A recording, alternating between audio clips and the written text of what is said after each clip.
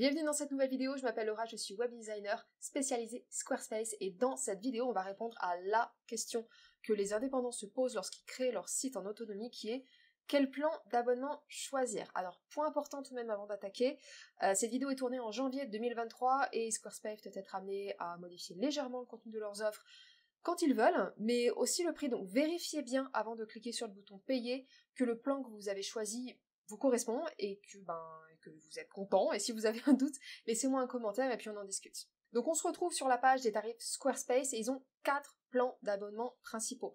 Donc on voit que logiquement les plans annuels sont moins chers que les plans mensuels, et on a d'un côté les abonnements standards et de l'autre côté les abonnements commerce. Donc la différence principale, les abonnements commerce sont vraiment dédiés pour le e-commerce physique mais aussi digital. Donc le plan personnel, c'est intéressant quand vous êtes vraiment aux prémices de votre activité parce que vous avez accès à toutes les fonctionnalités de base, toutes les fonctionnalités vraiment qui vont permettre de construire un site fonctionnel. Par contre, vous allez être limité par rapport au plan business sur tout ce qui touche à l'intégration CSS et HTML. Donc vous serez un petit peu limité sur tout ce qui est applications et plugins tierces, comme par exemple si vous voulez mettre en place un podcast, un lecteur, par exemple Ocha, sur votre site, vous ne pourrez pas le faire sur un plan personnel, mais vous pourrez le faire sur un plan business. Si vous voulez intégrer une police de marque personnalisée, vous ne pourrez pas le faire sur un plan personnel, vous serez obligé de passer sur un plan business. Donc quand on descend un petit peu, on voit, hop là, ici, qu'on peut comparer. Donc le plan business est super intéressant parce que, voilà, bon bien sûr vous avez toutes les fonctionnalités SEO, vous avez l'éditeur, Feed Engine, etc. Et vous avez aussi accès aux données d'analyse plus poussées de votre site. Donc je le rappelle, mais Google Analytics est interdit en France depuis février 2022. Tout le monde s'en fout, mais pourtant c'est un point important quand même. Donc là l'idée c'est que dans Squarespace vous aurez tous vos outils d'analyse de trafic sans avoir besoin de passer par un autre outil ou de payer un autre outil, et ça c'est plutôt cool. Vous n'aurez aucune limite en termes de possibilités techniques, intégration de code HTML, JavaScript, etc. C'est vraiment open bar pour le coup. Donc pour un site vitrine que vous serez amené à faire évoluer dans le temps, c'est vraiment le plan idéal. Et le petit bonus quand même qui fait plaisir, quand vous choisissez un plan business, vous avez la première année offerte pour votre nom de domaine personnalisé, et vous avez aussi votre adresse email professionnelle Google Workspace liée à ce nom de domaine là. Donc on se parle quand même d'un montant de 130 € de mémoire. C'est cool, on est content, c'est cadeau, ça fait plaisir. Et quand on descend un petit peu, on voit aussi que sur le plan business, on a la fonctionnalité commerce qui est intégrée. Par contre, on voit qu'on a 3%, hop là, 3% ici de frais de transaction. Alors, attention, parce que ces frais de transaction, ce sont les frais de transaction Squarespace, donc ils se rajoutent aux frais potentiels de votre processeur de paiement, comme PayPal ou Stripe.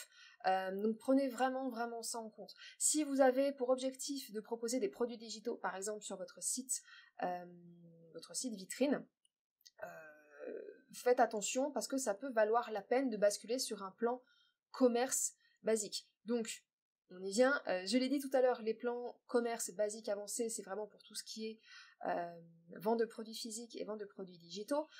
Du coup on pourrait se dire, bah ok, bah c'est bien, mais à quel moment c'est intéressant de basculer d'un plan business à un plan commerce si on veut faire un peu de vente de produits digitaux?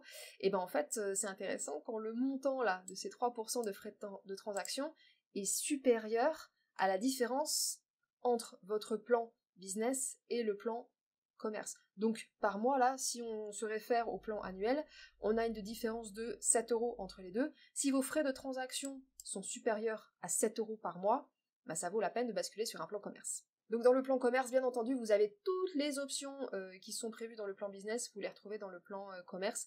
La vraie différence, c'est qu'effectivement, vous n'avez pas de frais de transaction, et puis après, vous avez d'autres options, on va dire plus poussées, notamment comme les avis sur les produits, ça c'est super important.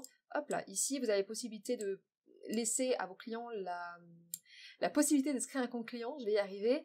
Voilà, vous avez des fonctionnalités beaucoup plus avancées, et on voit qu'après, on a le plan hop là, commerce avancé qui est à 36 €. Alors pour se dire, ok cool, pourquoi est-ce que je prendrais un plan à 36 balles alors que le plan à 24 € fait très bien l'affaire? La grande différence, quand vous descendez tout en bas, c'est ici, la dernière ligne, API commerce, ici même. Donc API commerce c'est quoi? Une clé API, c'est une suite de chiffres et de lettres qui va vous permettre en fait de créer une connexion, un lien entre votre site Squarespace et une application tierce. Et l'objectif, c'est d'automatiser toute une partie des tâches que vous allez normalement vous cogner à la main. La plupart des gens connaissent Zapier. Donc Zapier, c'est un outil d'automatisation entre différents outils. Donc là, typiquement, API Commerce, ça va vous permettre d'automatiser tout ce qui touche à la compta, à la facturation, à la gestion des stocks, si vous travaillez avec un stock, avec une entreprise qui fait le stockage et l'expédition. Vous allez pouvoir automatiser l'émission des bons de transport, toutes ces tâches-là qui peuvent prendre quand même pas mal de temps. Quand on a 10 commandes par semaine, c'est cool, mais quand on commence à en avoir 100, 200, on est content d'avoir des outils quand même qui automatisent ce genre de tâches. Donc finalement, en fait, le choix de basculer sur un plan commerce avancé, ça va dépendre si oui ou non vous voulez mettre en place des outils d'automatisation et donc du volume, en fait, que vous faites avec votre boutique. Donc, pour récapituler, si on revient tout en haut, le plan personnel, c'est top si vraiment vous êtes aux prémices de votre activité, si vous voulez tester votre concept, vous n'êtes pas trop sûr de savoir où aller, si vous voulez basculer sur un site plus complet, commencer à intégrer des fonctionnalités plus avancées comme voilà, du code HTML, du code CSS, etc. Vous pouvez basculer sur un plan business. Et si vous vendez des produits physiques ou digitaux, ça vaut la peine de regarder cette fonctionnalité commerce. Voilà, en général, le plan commerce basique suffit, mais si vous faites beaucoup de volume, là, ça vaut la peine de basculer sur un plan commerce avancé. Ok, on va s'arrêter là. J'espère que cette vidéo vous aura permis d'y voir plus clair. Et puis, si vous avez des questions, si vous avez une question, vous pouvez la poser en commentaire.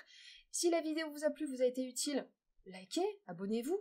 Et pensez à récupérer votre cadeau offert dans la description, votre checklist essentielle pour bien configurer votre blog Squarespace. Et je vous dis à bientôt. Bye bye.